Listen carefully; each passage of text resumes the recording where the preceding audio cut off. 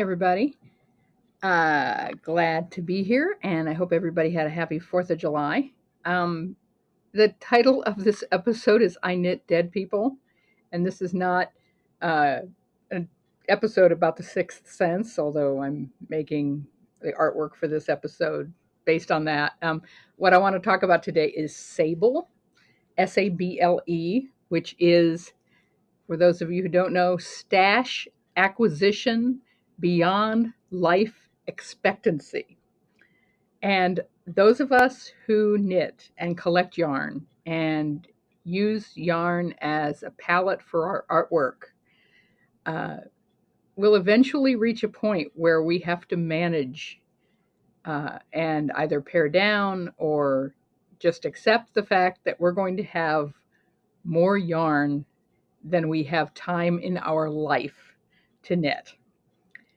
And we all eventually get to that point of I have too much. I'm not comfortable with this, and that's why whenever I talk about this face to face with people, I never talk about how much yarn they have. I always talk about how do you feel about how much yarn you have, because people have different levels at which they're comfortable with uh, having a lot of yarn. And it may be that your tolerance for acquisition is lower than someone else's. Um, I am to the point in my stash where I do not sign up for yarn giveaways because yarn is flowing into my life at all times. People give me yarn, people know I knit, know that I can fix projects that someone else has abandoned, and uh, they will just give me their leftovers all the time. It's happening constantly. I belong to a knitting guild, and uh, it's 16 wonderful knitters in that guild. And I also participate in a church group called Stitch and Go, which shout out to Laurel United Methodist. Here in Springfield. I belong and joined them, and they do mostly sewing. Though they make quilts and bibs for people in nursing homes. They do projects for children and the homeless and mission groups. They're now making they have a really nice project going where they're buying up lots of abandoned T-shirts from companies and events and sewing snaps into them to give away to cancer patients who are going through chemo and have a port in their body. And this T-shirt is disposable should there get bodily fluids on them. Um, and also, they can snap it on either side. We're making them on both sides so that you can just go to chemo and unsnap it and do your thing with the port, and then you have this shirt that is washable and disposable if need be, and we'll give you another one if you need another one. So that's a great mission work. The mission work they're doing is just fantastic, and there's lots and lots of women coming every other week to Stitch and Go with this bank of sewing machines set up, and people are just making hats and quilts and just doing lots and lots of sewing. We also do crochet edge work. I do that. I will take some fleece home that has been um, poked with I don't know how to put a wheel where they poke holes in the edge of them in an even way, and we crochet around the outside of them and then give them to children at risk or some other group or nursing homes again, hospitals, that kind of thing. So those are coming in and going out all the time. Um, and I am known in that particular group as the yarn whisperer because I'm an avid knitter.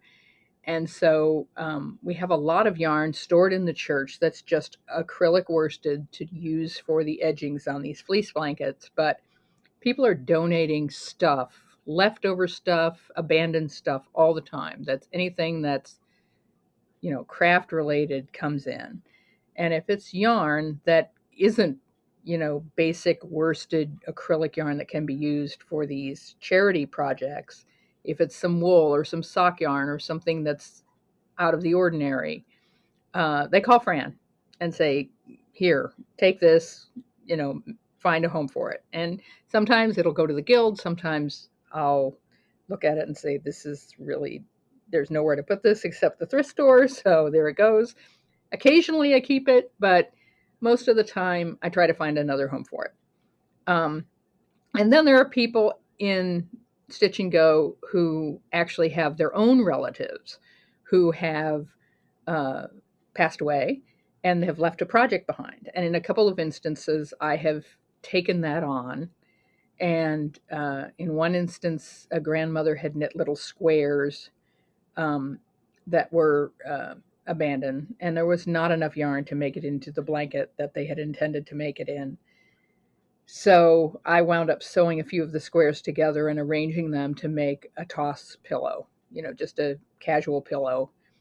And I sewed up a pillow, and I had stuffing and I had fabric, and I sewed up a pillow and I put it in there, and but I had buttons to put on the back, and I just put it together in a week, you know. And the next Sunday took it to the granddaughter or daughter of the person, I think daughter-in-law, and they were delighted because here was something, all of the knitting was grandma's, and they had something to remember her by. I had another person ask me, actually paid me to finish a sweater that the grandmother in the family had, I think her children's great grandmother, her grandmother, had started in the 80s. And it was kind of a nice color. It was one of these fuzzy acrylic big sweaters from the 80s. It was definitely 80s. And it was a big square with sleeves. And the grandmother had finished the back and the sleeves. And the back and the sleeves were this solid, beautiful kind of periwinkle blue fuzzy yarn. And it was like size 10 needles. It was big and fast. But the front was color work, and the front was 80s color work. If you know what I mean, you know what I mean. And the grandmother had not gotten very far, and I could see why. It's color work is sometimes tough, and this was done kind of stranded and then intarsia, and I don't know what the pattern was calling for, but the pattern was there and the yarn was there, and there was enough yarn to make a solid front of the sweater. And that's what I did. I tossed what grandma had done for the front, which was just, you know, this little bit, tossed it and knit a front and sewed the sleeves and back and made a solid, but really pretty color sweater. And then I took the color work and actually wrapped it around and sewed it up and put a cap on it and made a hat out of the color work. So the hat could be a crazy hat and have the little bit of color work that grandma had knit in it. And, you know, that might be overkill, but I wanted this family to have all of the knitting that grandma had done in a garment. So here's the sweater's plain, but all the color work that she had done was put into a hat. So, but yeah, I'm the yarn whisperer, and whenever there's yarn coming in, Fran gets called. And one of the things I've noticed in looking at these projects as they come in and they're abandoned, and whether they're from the 80s or 90s or 2000s or whenever they were knit or abandoned, I've got one blanket, I think, that the woman said was 30 years old. The pattern that I see in these abandoned projects is either the pattern called for the knitter to knit too tightly or the knitter was knitting too tightly. That happens over and over again. I look at it and I say, bigger needles will solve this sweater problem or solve this blanket problem. And it was abandoned because it was hard to do because the needles were too small for the yarn. I see that over and over again. And I don't know whether that's a style or a, you know, inkling that the yarn companies had, or whether knitting tight was just something that people did. But it's clear to me that somewhere back in the day, knitting on smaller needles than we would call for today was a thing. I don't know why. So, but talking about all this project, what about stash?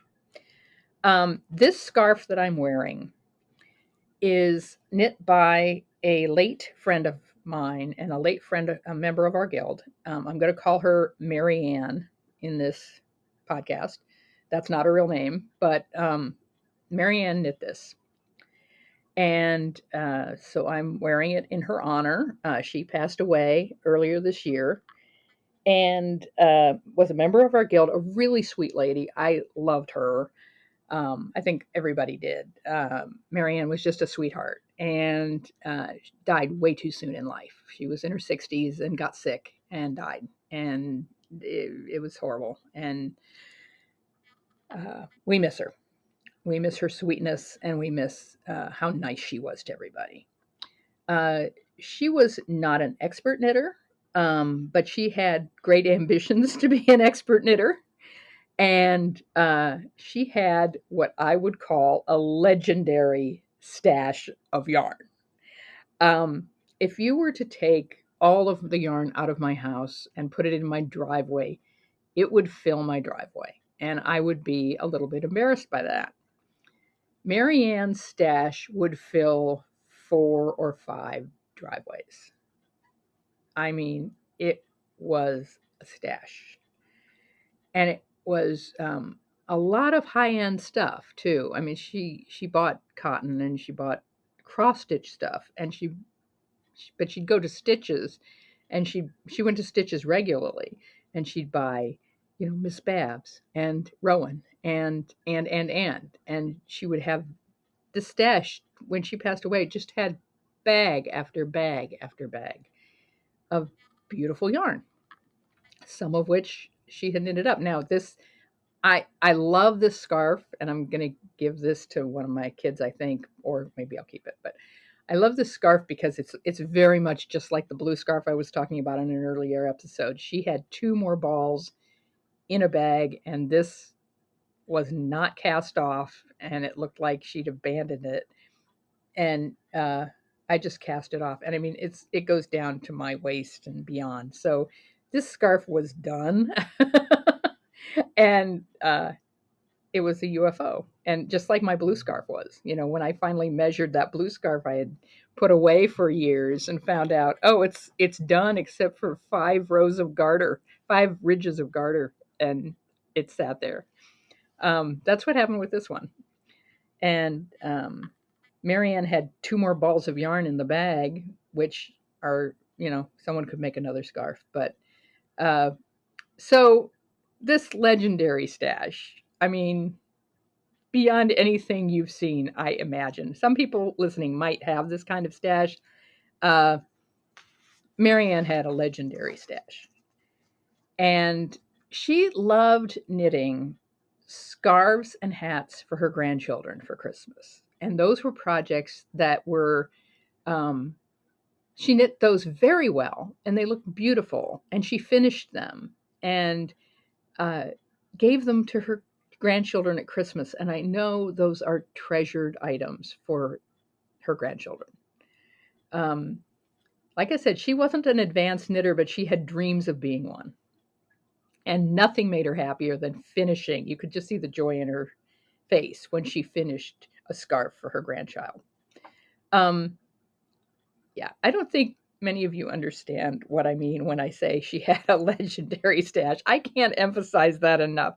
The yarn she owned was basically left to our knitting guild. There's only 16 knitters in the guild, and I would say most of us are tapped out in terms of yarn stash, SABLE, stash acquisition beyond life expectancy. Um, but the guild members who took charge of Marianne's stash did such a good job. First, they brought in all her oddball wools and sock yarn and laid all that out on a table, and we all went through it and took what we wanted. And some people in the guild just will not take a single ball of yarn. I mean, they just have had it. That you can see it on their faces, like no. And then the next meeting, these women brought in Marianne's cotton yarn, and the cotton yarn there was a bunch, and there were some kits.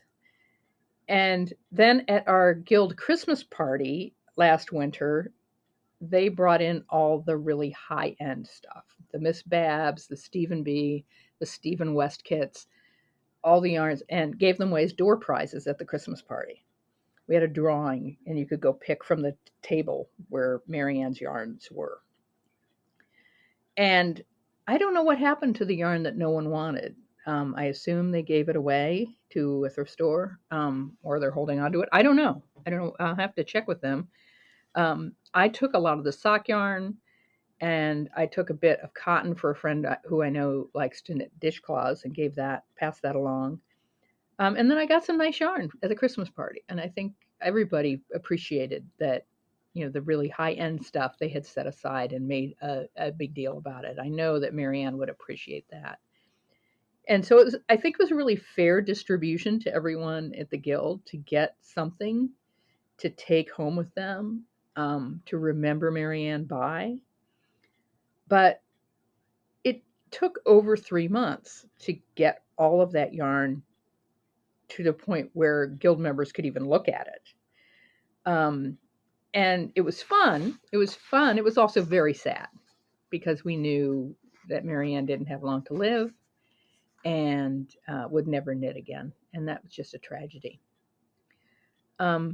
So the reason I have this scarf, and the reason that I decided to put this at the top of my list of things to talk about on this podcast, was yesterday I went to Stitch and Go at church. And one of the organizers of Stitch and Go met me at the door and said, "Fran, we have a bunch of unfinished projects for you."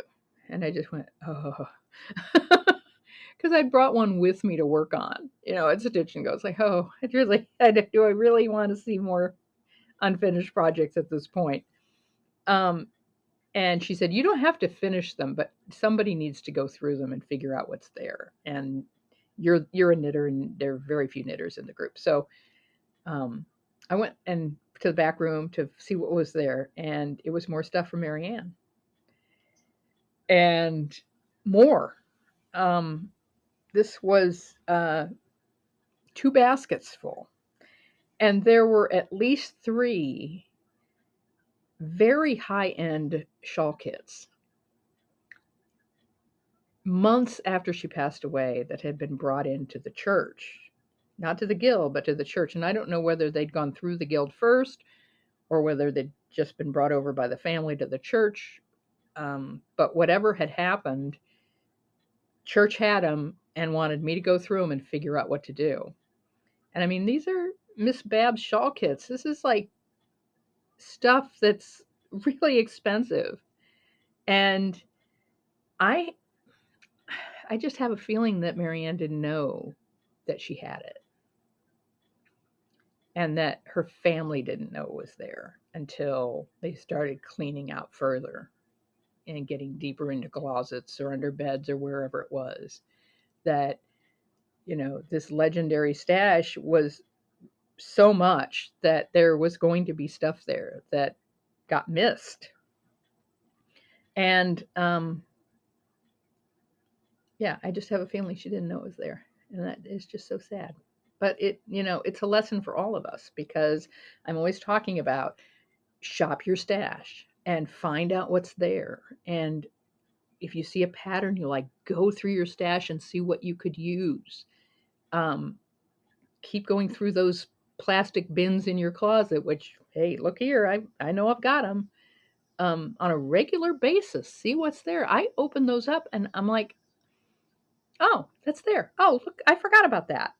And we all do. We all have stuff that we forgot about. And keeping it moving and keeping looking at it, and then figuring out, this doesn't serve me anymore, I'm going to find another home for it.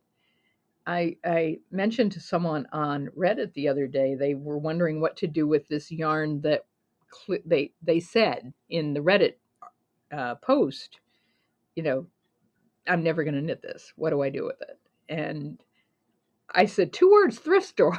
It's not, especially if it's acrylic and it's not expensive, and it's this space, mental and physical, that you are spending on that yarn is more than the yarn is worth.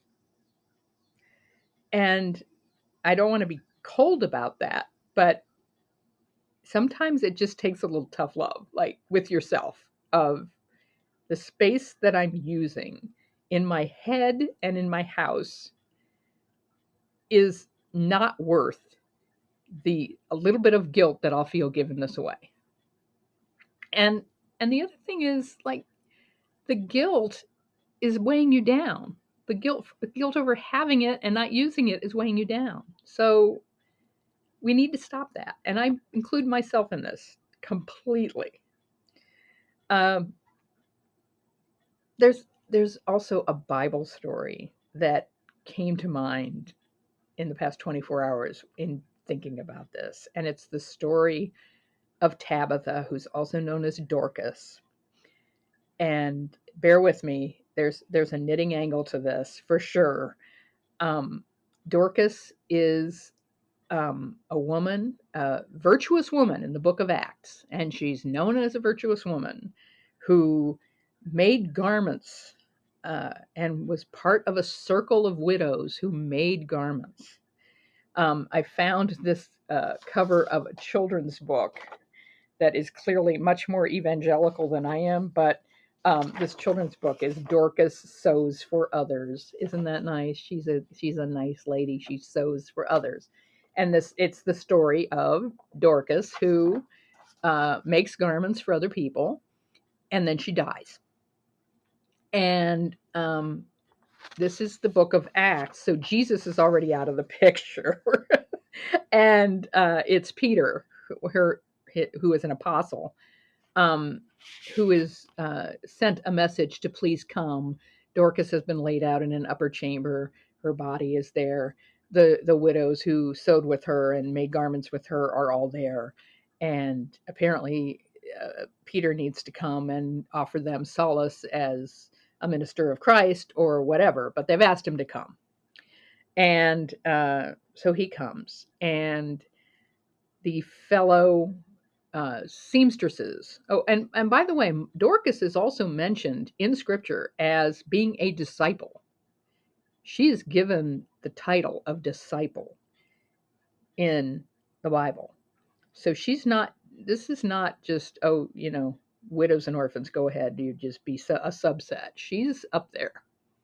She's important, and she's probably financially important to the ministry of people like Peter. But she's a disciple, and so Peter comes to be there at her wake because she matters. And the women who are with her, the fellow widows or the widows who are with her, hold up the garments that she made to Peter. And I find that such a significant thing.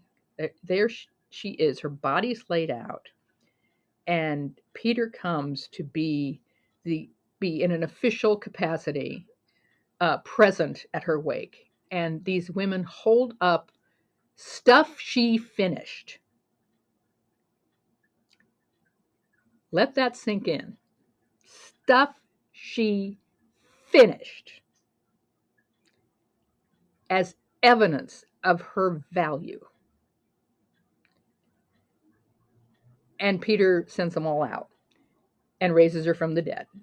And so she will get to, like the Bond movie says, die another day. But the point of having a legacy of garments that you did, that you made, that you committed to your artwork, and you worked on them and you finished them. And nobody held up, oh, look at this fabric she bought. My kids all have a sweater that I knit for them.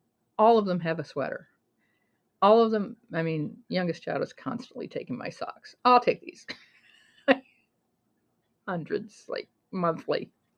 Monthly socks are just going to youngest child. But they know I'm a knitter.